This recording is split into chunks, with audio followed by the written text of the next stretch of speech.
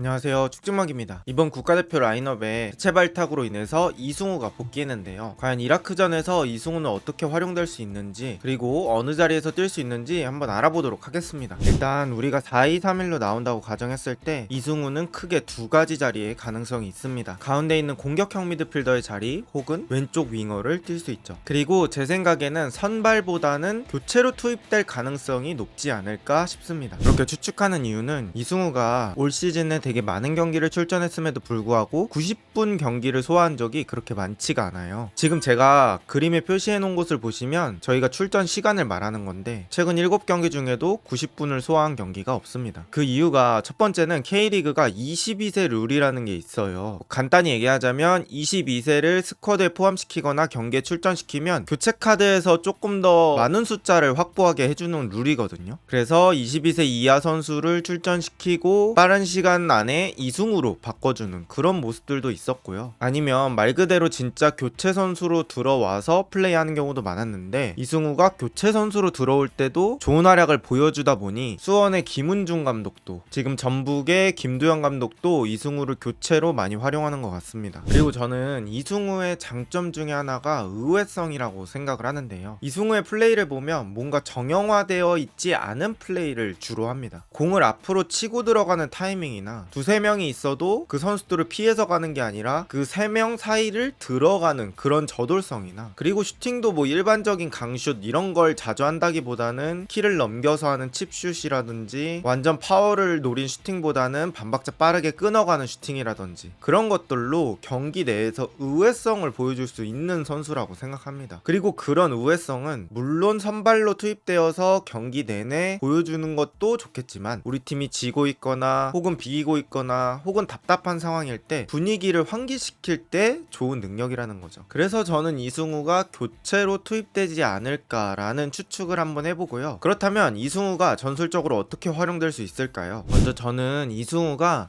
공격형 미드필더 자리에 배치되었을 때를 상상해 보겠습니다. 저는 개인적으로 이승우 경기를 볼 때 가장 좋았다고 생각이 들 때가 약간 투톱 중에 한 자리처럼 플레이할 때가 되게 좋다고 생각을 했어요. 그래서 뭐 주민규나 오영규 같은 스트라이커들이 내려와 줄 때 그 빈자리를 이승우가 빠르게 침투하는 그런 장면들이 많이 나올 수 있겠고요. 혹은 박스 근처에서 공을 잡았을 때 상대 선수가 2명 정도 붙더라도 이승우가 그냥 저돌적인 돌파를 한번 해보는 거죠. 보통 이 자리에 이재성이 나왔는데 이재성은 이승우랑은 좀 다른 스타일이잖아요. 많이 뛰면서 수비적인 기여도 하고 연계 이런 것들이 눈에 띄는 선수라면 이승우는 이렇게 순간적인 의외성을 통해서 상대 수비를 한 번에 뚫어낼 수 있는 과감성이 있습니다. 그리고 뚫어냈을 때는 직접 마무리할 수도 있고 스트라이커한테 밀어줘서 득점할 수도 있고요. 이승우가 많은 공격 포인트를 올릴 수 있는데 비결이 저는 2차 동작에도 있다고 보거든요. 이런 식으로 뚫어내고 나서 그 다음 일어나는 2차 동작도 되게 재빠르고 판단이 좋아서 다음 플레이를 하는데 주저함이 없다고 느꼈습니다.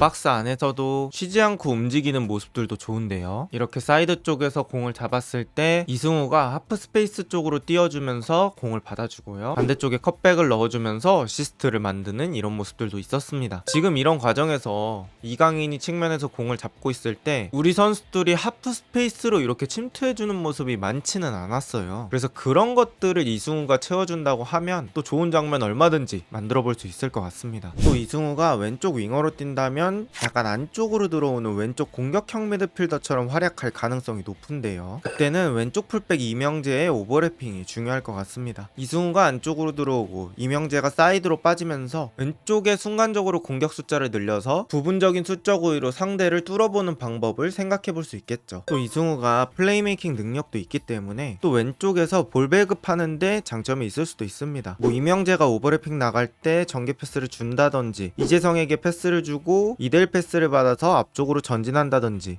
주민규나 오영규 스트라이커가 앞쪽으로 뛸 때 툭 하고 공을 깎아서 준다든지 여러가지 방법들이 있겠죠. 이렇게 이승우는 크게 두 자리 정도에서 활약할 수 있다고 추측이 됩니다. 중요한 건 이승우가 들어왔을 때 나머지 선수들이 수비적인 밸런스를 어떻게 맞춰주냐도 중요하거든요. 이승우가 들어올 수 있는 상황은 크게 세 가지겠죠. 첫 번째는 우리나라가 지고 있을 때 이승우가 반전을 노리기 위해서 나올 겁니다. 그럼 당연히 지고 있을 때니까 우리가 공격 숫자를 늘리는 확률이 높아질 텐데 그때 나머지 선수들의 커버링이 중요하겠죠. 또 두 번째, 우리가 비기고 있을 때입니다. 비기고 있을 때도 마찬가지로 상대는 수비하고 있다가 역습 한 방을 노릴 가능성이 높습니다. 그때도 역시 우리가 역습에 대한 대비가 잘 돼 있어야겠죠. 마지막은 이길 때 들어올 때입니다. 저는 이길 때가 이승우의 활용 가치가 되게 높아질 것이라고 생각을 하는데 상대 입장에서도 자연스레 더 많은 공격 기회를 노리기 위해 라인을 올릴 수밖에 없고 그때 체력이 빠진 수비진에 이승우가 투입되어서 우회성과 저돌성으로 상대 수비를 뚫어보는 그림을